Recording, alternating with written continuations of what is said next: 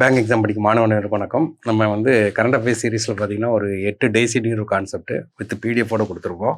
ஒரு 8 A4 seat. ஏன்னா கண்டிப்பாக இல்லை ஒரு ஒரு 20 மார்க் கண்டிப்பாக எக்ஸ்பெக்ட் பண்ணலாம். அது போக நமக்கு வந்து என்ன கேட்டிங்கன்னா April, March, May, June, July, August, mid September வரைக்கும் பார்த்தீங்கன்னா அது ஒரு பிடிஎஃப் ஒன்று அட்டாச் பண்ணி போடுவோம். இப்போ இன்றைக்கி கிளாஸ் என்ன பண்ண போகிறோம்னா 2 பாயிண்ட் பார்க்க போகிறோம். டார்கெட் இயர் ஒரு ஒரு ஒரு ஒரு ஸ்கீம் அனௌன்ஸ் பண்ணி டார்கெட் இயர்னு சொல்லிட்டு ஒன்று கொடுப்பாங்க. போன வருஷம் ஆர்ஆர்பி பியூவில் கேட்டிருக்காங்க. ஏன்னா கார்பன் நெட் ஜீரோ எமிஷன் வந்து எந்த வருஷம் சொல்லி கேட்டாங்க, 2070. இது மாதிரி என்னென்ன டார்கெட் இயர்னு ஒன்று பார்க்க போகிறோம். அப்புறம் சூப்பர்லேட்டிவ்ஸ்னு என்ன கேட்டிங்கன்னா ஒரு first in India, first in world, ஒரு சூப்பர்லேட்டிவ்ஸாக இருக்கக்கூடியது முக்கியமானது. ஒரு எக்ஸாம்பிளுக்கு பார்த்தீங்கன்னா இப்போ ஏஐ டெக்னாலஜியில் முத டீச்சரை எங்கே அறிமுகப்படுத்துகிறாங்க, கேரளாவில் பார்த்தீங்கன்னா ஐரிஸ் இதை அறிமுகப்படுத்துகிறாங்க. சூப்பர்லேட்டிவாக இருக்கக்கூடியது. ஒரு எக்ஸாம்பிளுக்கு அடுத்தது பார்த்தீங்கன்னா நம்ம வந்து போலியோங்கிறத 2011 எரடிகேட் பண்ணிட்டோம். இந்தியாவை பொறுத்த வரைக்கும் ஃபுல்லாகவே எரடிகேட் பண்ணிட்டோம். இருந்தாலும் இந்த வருஷம் பார்த்தீங்கன்னா ரீசெண்டாக பார்த்தீங்கன்னா மேகாலயாவில் ரெக்கார்ட் ஆகிருக்கு. இந்த மாதிரி ஒரு சூப்பர்லேட்டிவ்ஸாக இருக்கக்கூடிய கொஷின்ஸ் சேர்த்து பார்க்க போகிறோம். இப்போ டார்கெட் இயர் முதல்ல பார்ப்போம். ஃபர்ஸ்ட் கொஸ்டின் பார்த்தீங்கன்னா இந்தியாவில் வந்து பார்த்தீங்கன்னா டார்கெட் ஆஃப் எண்டிங் டிபி.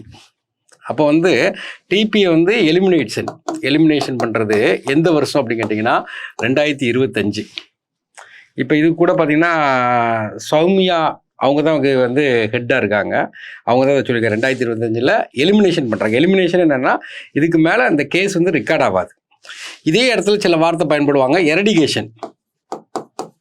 இப்போ இந்தியாவில் பொறுத்த வரைக்கும் பார்த்தீங்கன்னா 2011 பார்த்தீங்கன்னா போலியோ வந்து எரடிகேட் பண்ணுறாங்க, முற்றிலும் அழிக்கிறது. அப்போ இந்த எரடிகேஷனுக்கும் எலிமினேஷனுக்கும் வித்தியாசம் பண்ணி பார்த்துக்கிட்டுங்க. எரடிகேஷனாக முற்றிலும் அழிக்கிறது, எலிமினேஷனாக அந்த கேஸ் வந்து நம்ம ரெக்கார்ட் ஃபைல் ஆகாது. அப்போ அதுக்கு இயர் வந்து 2025. நெக்ஸ்ட்டு பார்த்தீங்கன்னா டெஃபென்ஸ் எக்ஸ்போர்ட். இப்போ ரீசெண்டாக பார்த்தீங்கன்னா வழக்கமாக நம்ம வந்து பாதுகாப்பு துறைக்கு பார்த்தீங்கன்னா வெளிநாட்டிலேருந்து இம்போர்ட் பண்ணிட்டு இருப்போம். இப்போ ரீசெண்டாக பார்த்தீங்கன்னா நம்மளும் வந்து இந்த டெஃபென்ஸ் எக்ஸ்போர்ட் பண்ண ஆரம்பிச்சிருக்கோம். அதனுடைய மதிப்பு வந்து $5 பில்லியன். அது எந்த வருஷம் டார்கெட் வச்சுக்கோன்னா 2025. அப்போ $5 பில்லியன் வந்து எக்ஸ்போர்ட் பண்ணணும் டெஃபென்ஸ் செக்டார் சைடில் அப்படின்னு சொல்லிட்டு ஒரு டார்கெட் வச்சுருக்கோம். நெக்ஸ்ட்டு பார்த்தீங்கன்னா ரஷ்யாவுடைய எனர்ஜி பிளான்ட்டு ஏன்னா ரோஸ்நெப்ட், இவங்க வந்து நயரா எனர்ஜி கூட ரெண்டு பேரும் சேர்ந்து பிளான் பண்ணி 600 கோடி ரூபா ப்ராஜெக்ட் போடுறாங்க. எதுக்கு போடுறாங்கன்னா எத்தனால் மேனுஃபேக்சரிங். எத்தனாலுங்கிறது நம்மளே பார்த்தீங்கன்னா இந்த பெட்ரோலில் எத்தனாலை மிக்ஸ் பண்ணுறோம். அந்த இது வந்து ஆந்திர பிரதேசில் நமக்கு வந்து நாயுடுபேட்டா, மத்திய பிரதேசில் பார்த்தீங்கன்னா பாலக்காடு போடுறாங்க. இது வந்து ஸ்லாட்டட் ஃபார் த கமிஷனிங்னா என்னதுன்னா ஸ்டார்ட் பண்ணுறது எப்போனா 2026 ஆப்ரேட் பண்ணுறது. இப்போ 2026 போடுறாங்க. இப்போ ரஷ்யாவுடைய பிளான்ட்டும் இந்த மாதிரி மெர்ஜ் ஆகிறது வந்து நம்ம கொஸ்டினாக கேட்பாங்க. நெக்ஸ்ட்டு பார்த்தீங்கன்னா நமக்கு வந்து 5 ட்ரில்லியன் எக்கனாமி நம்மளுடைய டார்கெட். இந்தியாவுடைய டார்கெட் வந்து 5 ட்ரில்லியன். ஏன்னா அது எந்த வருஷம் கேட்டால் 2027. அடுத்தது பார்த்தீங்கன்னா energy transition advisory committee recommend ban on diesel 4 wheelers from city with a million plus population. அப்போ மில்லியன் ப்ளஸ் பாப்புலேஷன் எங்கே இருக்கோ அங்கே வந்து டீசலில் வரக்கூடிய 4 வீலர் வந்து பேன் பண்ணணும் அப்படின்னு சொல்லிட்டு ரெக்கமெண்ட் பண்ணியிருக்காங்க. எந்த வருஷத்துல 2027. நெக்ஸ்ட் கொஸ்டின் பார்த்தீங்கன்னா எலிமினேட்டிங் லிம்பட்டிக் பிளாரிசஸ். இது என்ன கேட்டிங்கன்னா யானைக்கால் வியாதி. யானைக்கால் வேணுன்னா நமக்கு தெரியும், ஒரு கொசு கடிச்சு கால் வந்து வீங்கிட்டு போகும். அப்போ லிம்பட்டிக்னா கால், ஃப்ளாரிசிஸ்னால் யானைக்கால் வியாதி. அதை வந்து என்ன பண்ணுறாங்கன்னா எலிமினேட்டிங் பண்ணுறாங்க. எலிமினேட்டிங்கிறது எந்த வருஷம் அப்படின்னு கேட்டிங்கன்னா 2027 டார்கெட் வச்சுருக்காங்க. நெக்ஸ்ட்டு பார்த்தீங்கன்னா 3rd லார்ஜஸ்ட் எக்கனாமி, அதுக்கு ஒரு டார்கெட் 2027. இப்போ ஃபஸ்ட்டு நம்ம வந்து ஆக்சுவலாக எக்கனாமியை பொறுத்த வரைக்கும் பார்த்தீங்கன்னா 4th லார்ஜஸ்ட்டில் இருக்கும், அதை 3rd லார்ஜஸ்ட் கொண்டு வரதுக்கு ஒரு டார்கெட் வச்சுருக்காங்க. அடுத்தது பார்த்தீங்கன்னா மைத்ரி 2 ஸ்டேஷன். இந்த மைத்ரி 2 ஸ்டேஷனுங்கிறது அண்டார்டிகாவில் ரிசர்ச் சென்டர். அதை வந்து நம்ம என்ன பண்ணோம்னா India committed to Antarctica research எப்போ ஆப்ரேட் பண்ணுறாங்கன்னா 2029 ஆப்ரேட் பண்ணுறாங்க. இந்தியா இன்டர்நெட் எக்கனாமி வந்து $1 ட்ரில்லியன். எந்த வருஷம் இது கேட்கலாம், 2030. நெக்ஸ்ட் பார்த்தீங்கன்னா India aims to 50% of install power generation capacity from non fossil fuel. ஏன்னா நான் பாசில் ஃபியூல்னா என்ன இருக்கும், நியூக்ளியர் எனர்ஜி, பிறகு ரினியூவபிள் எனர்ஜி. இதில் வந்து 50% வந்து நான் பாசில் ஃபியூல் தான் இருக்கணும் அப்படின்னு சொல்லிட்டு 2030 வந்து டார்கெட் பண்ணியிருக்காங்க. நெக்ஸ்ட்டு பார்த்தீங்கன்னா என்ன கொஸ்டின்னா 2 ட்ரில்லியன் ஃபார் கிரீன் ஃபினான்சிங். அப்போ க்ரீன் ஃபினான்ஸுக்கு 2.5 ட்ரில்லியன் டார்கெட் பண்ணியிருக்காங்க. அதில் 170 பில்லியன் நமக்கு தேவைப்படுது. இந்த டார்கெட் இயர் என்ன கேட்டிங்கன்னா 2030. அடுத்த கொஸ்டின் பார்த்தீங்கன்னா, காமர்ஸ் மினிஸ்டர் பார்த்தீங்கன்னா $1 ட்ரில்லியன் மெர்ச்சன்டைஸ் எக்ஸ்போர்ட். மெர்ச்சன்டைஸ்னால் இந்த வணிக பொருட்களை எக்ஸ்போர்ட் பண்ணுற இது வந்து $1 ட்ரில்லியன் ஃபிக்ஸ் பண்ணுறாங்க 2030. Next, ReNew partner with JERA to evaluate joint development green ammonia project போடுறாங்க. இதெல்லாம் கேட்கலாம், அந்த கொஸ்டின் கேட்கலாம். கிரீன் அமோனியா ப்ராஜெக்ட், இந்த ப்ராஜெக்டுடைய இது எவ்வளோ பண்ணால் 1 lakh ton green ammonia annually by எவ்வளோ கேட்டால் 2030 1 lakh டன் வந்து ப்ரொடியூஸ் பண்ணணும் அப்படின்னு ஒரு டார்கெட் பண்ணி வச்சுருக்காங்க. ஒரு ISRO சேர்மன் யாரும் நமக்கு சோம்நாத், அவர் என்ன சொல்கிறாங்கன்னா, announce India fledged to achieve debris free space mission. ஆக்சுவலாக பார்த்தீங்கன்னா, நம்ம வந்து ஸ்பேஸ்க்கு வந்து ஒரு ஸ்பேஸுக்கு நம்ம ஒரு சேட்டலைட் அனுப்பியிருக்குன்னு வச்சுக்கோங்களேன், அதோடைய பீரியட் முடிஞ்ச பிறகு அந்த ஆர்பிட்டில் சுற்றிட்டு இருக்கும். அதான் வந்து டெப்ரிஸ். இந்த மாதிரி நிறைய சேட்டலைட் வந்து சுற்றிட்டு இருக்கு. இப்போ நம்ம இந்தியாவிலேருந்து ISRO என்ன பண்ணியிருக்காங்கன்னா, அந்த பீரியட் முடிஞ்சோன்னா ஆட்டோமேட்டிக்காக கீழே வர்ற மாதிரி. அப்போ டெப்ரி ஃப்ரீ. அது எந்த வருஷம் டார்கெட்னா 2030. அப்புறம் பார்த்தீங்கன்னா, இந்த COP26 கிளாஸ்கோவில் வச்சு ஒரு மாநாடு நடந்துச்சு. அதில் நம்மளுடைய பிரைம் மினிஸ்டர் வந்து பஞ்சாமிர்த பிரின்சிபல்னு ஒரு பிரின்சிபல் அறிமுகப்படுத்தியிருப்பார். பஞ்சாமிர்த பிரின்சிபல்னு சொல்லிட்டு ஒரு 5 principal அறிமுகப்படுத்தியிருப்பார்.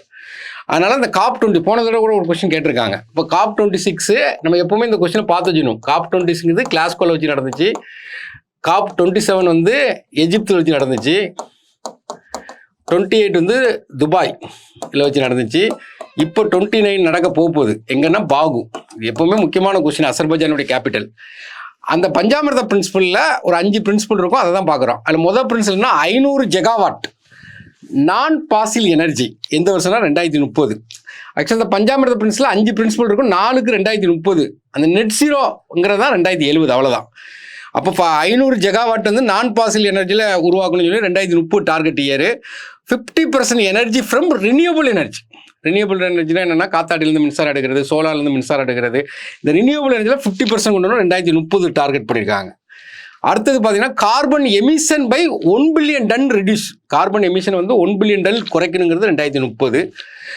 Carbon intensity of the economy 45% கொண்டு வரணுங்கிறது 2030.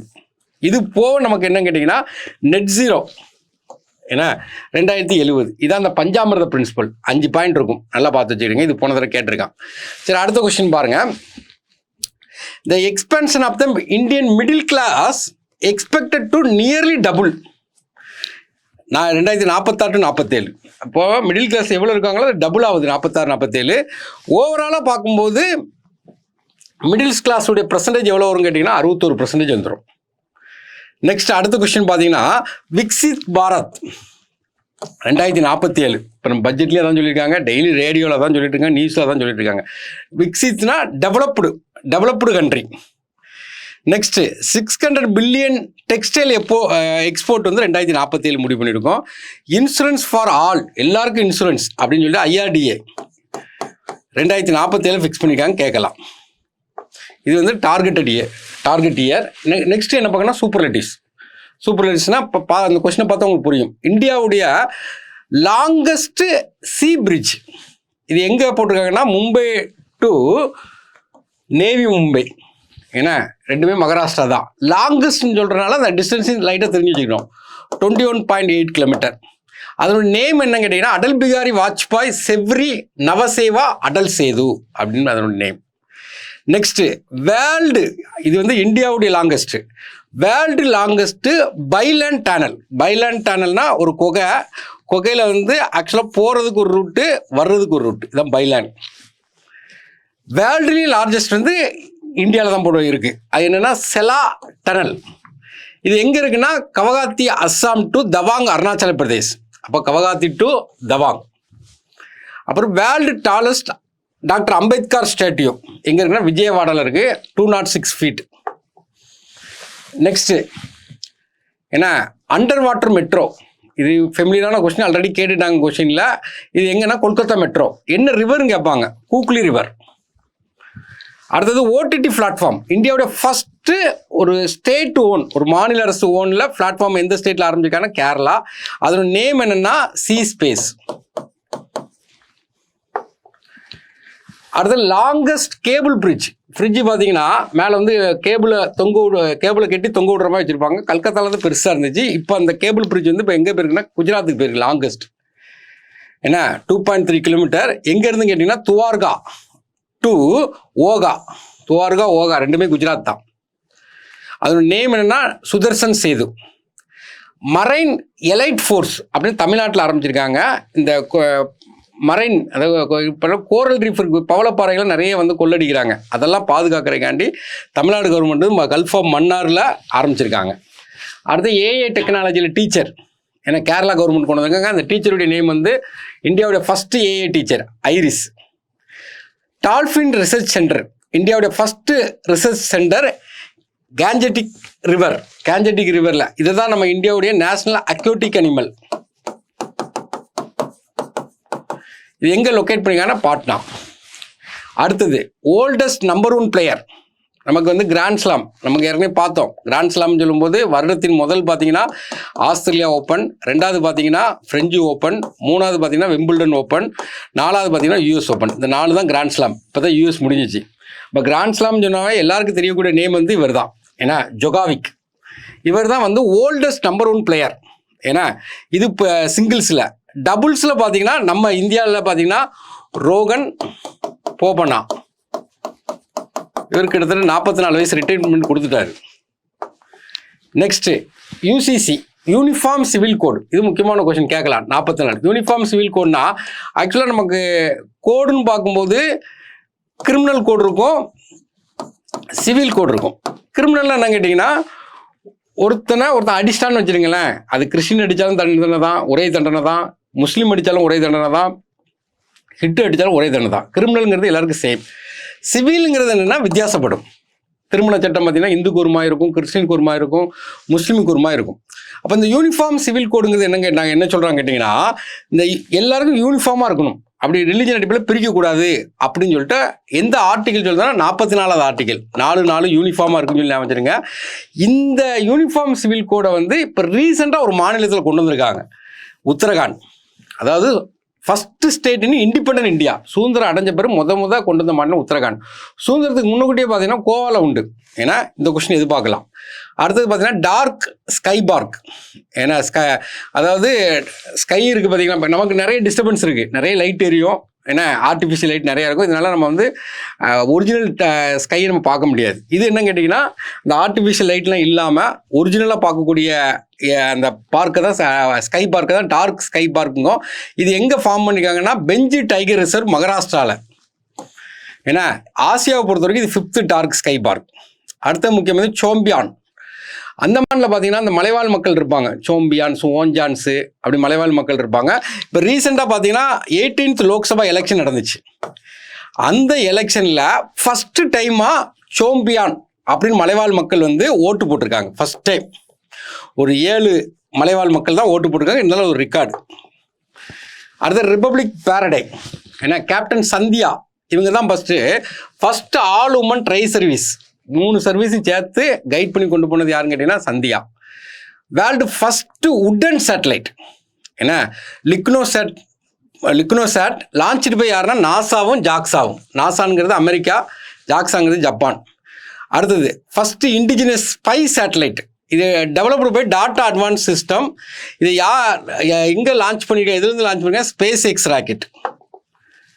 நெக்ஸ்ட்டு நார்த் இந்தியாவோட ஃபஸ்ட்டு ஹியூமன் டிஎன்ஏ பேங்க். ஏன்னா இது யார் லான்ச் பண்ணிங்கன்னா பனாரஸ் ஹிந்து யூனிவர்சிட்டி. அடுத்த question first ever skill India centre. ஏன்னா இது எங்கே ஆரம்பிக்குதுன்னா ஒடிசாவில் Sambalpur. First air taxi service துபாயில் ஆரம்பிச்சிருக்காங்க. நெக்ஸ்ட் பார்த்தீங்கன்னா world first black tiger safari. ஏன்னா ஒடிசாவில் சிம்லிஃபால் டைகர் ரிசர்வில் ஆரம்பிச்சிருக்காங்க. ஃபஸ்ட்டு ஹைஜீனிக் ஃபுட் ஸ்ட்ரீட்னு சொல்லிட்டு பிரசாதம் அப்படின்னு சொல்லிட்டு நம்ம ஹெல்த் மினிஸ்டர் மாண்டி ஆரம்பிச்சிருக்காரு. எங்கன்னா உஜ்ஜைன். அப்புறம் பார்த்தீங்கன்னா ஆல் கேர்ள்ஸ் சைனிக் ஸ்கூல். இந்த சைனிக் ஸ்கூல் பெண்களுக்காக முத உருவாக்கப்படுறது எங்கன்னு கேட்டிங்கன்னா மதுராவில் விருந்தாவன். Next wetland. இந்த வெட்லேண்ட் பார்த்தீங்கன்னா ராம்சார் வெட்லேண்ட் டே கூட சொல்லுவாங்க, February 2. அந்த ராம்சார் சைட் அப்படிம்பாங்க. ராம்சாருங்கிறது ஈரானில் உள்ள பிளேஸ். இங்கே இந்தியாவில் 85 ராம்சார் சைட் இருக்குது, வெட்லேண்ட், ஈரமான லேண்டு. தமிழ்நாடு தான் அதிகமாக இருக்குது, 18.